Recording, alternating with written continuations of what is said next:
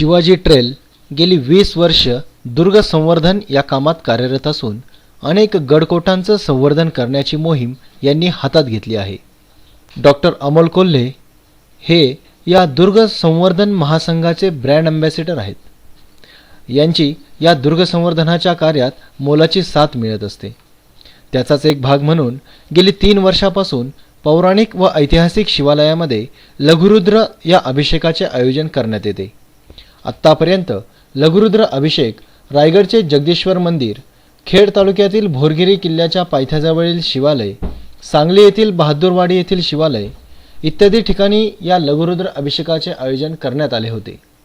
यावर्षी जुन्नर तालुक्यातील पुरातन शिवमंदिर व कुकडी नदीचे उगमस्थान असलेले कुकडेश्वर येथे दिनांक 11/8/2013 रोजी नागपंचमीच्या मुहूर्तावर लघुरुद्र अभिषेक मोठ्या उत्साहात पार पडला।